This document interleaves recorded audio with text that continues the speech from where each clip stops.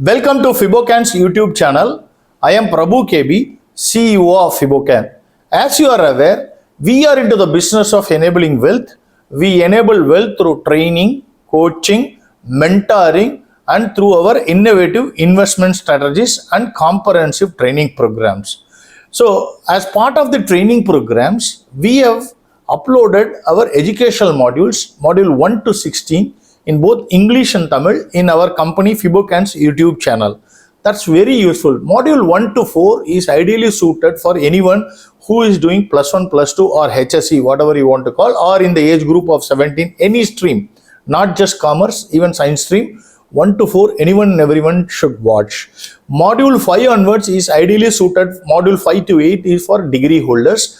And anyone who is doing MBA or anybody who is doing CA, CFA, and those kind of finance specialization, they should definitely watch up to module 15. Module 16 is exclusively for income tax on derivatives. That is for traders who are trading on derivatives, and also for CA, CFA students and those who are doing articleship with auditors. So that is in our Fibocan's YouTube channel.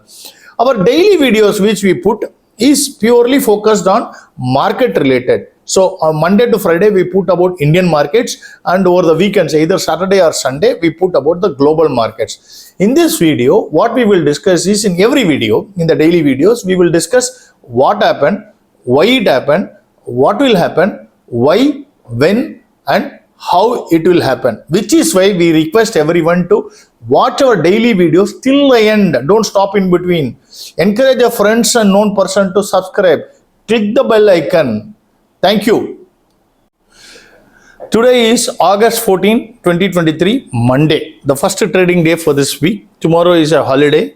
Nifty closed 0.34% down, 19,652.50. BankNifty closed 0.24% down at 44,090.95. And Nifty remained flat at 19,434.55. So before we go into the levels, what happened? See, very simple. It was expected that it is going to open gap down. Yes, as expected, it opened the gap down. It went below the Bollinger Lower band. Of course, if you recollect, I said on Friday itself, it closed below the Bollinger Lower band. So all three indices closed below the Bollinger Lower band, and then it went significantly down. In fact, the threat was 100-day moving average for BankNifty and FinNifty. But fortunately, from somewhere near middle of it, it started moving up. Though the move was not very convincing, the up move was not convincing, it was more of a short covering rally. Ultimately, it formed a doji. Bank Nifty, Nifty, and Nifty formed a relatively better candle, kind of a spinning top type of a candle with a slightly long lower leg, whereas Bank Nifty and Nifty formed a doji, and just touching the Bollinger Lower band, it has closed. So normally, if it is in a normal trend and if the trend is reversing, this can be a first indicator of trend reversal. But sometimes it can continue with the trend. Hence, what is important is two things. One is that how it opens on Wednesday. That's very important. How the global markets perform, that is important. Basis which Wednesday, how it opens is very important. If it opens gap up, then at least we can be at least 50% be in a position to say that the short-term downtrend is arrested. But if it opens gap down, then we can say that definitely it's a continuation pattern. But regardless of whether it opens a gap up or gap down, the trend is in a downtrend with a first reversal that it had happened. That is what we can infer out of it. So normally in technical analysis, many times I have told that the first reversal has to be ignored, the second also preferably to be ignored, third reversal is one which confirms that it is a confirmed reversal.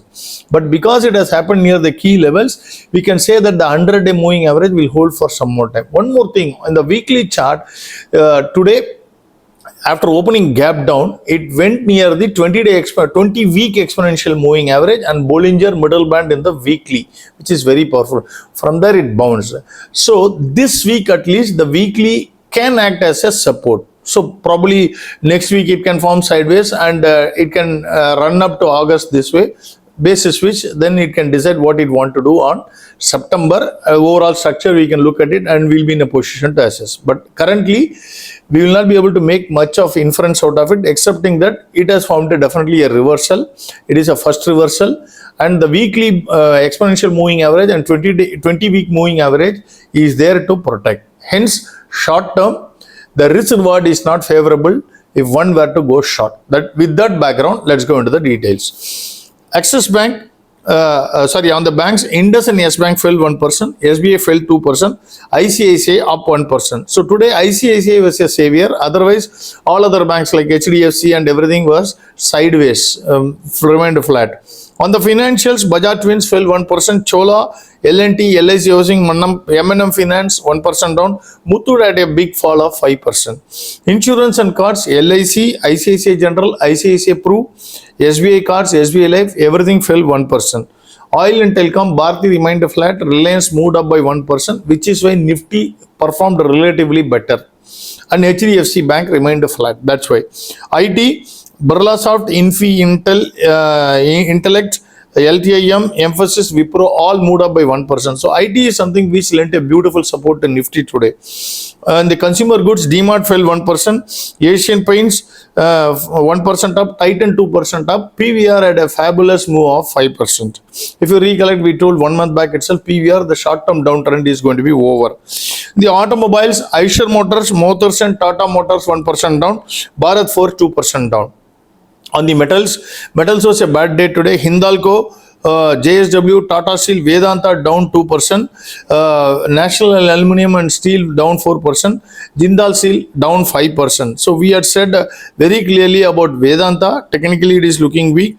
Jindal looks like that reversal is happening, so one has to be cautious. Health and Pharma, Cipla and Lalpath 1% down, Apollo Hospitals and Metropolis 2% down, while Divi's moved up by 1%. The others category, Delta Corp, Jubilant Food, Ultratech, Zomato 1% down, L&T, APL Apollo, Aries, Indigo, India Mart, MCX 1% up, Godrej and Polycab, Godrej Properties and Polycab 2% up. With all these things, what do we expect for BankNifty and Nifty expiry, support and resistance level? We feel that the 2022 close will act as a very strong support for BankNifty, and on the upward side, Bollinger middle band on the daily chart will act as a resistance. Likewise for Nifty, the 20-week exponential moving average will act as a very good support. We have to see whether it is breaking down or not. So that will act as a support, and the Bollinger middle band daily will act as a strong resistance. Thank you very much. Enjoy your Independence Day.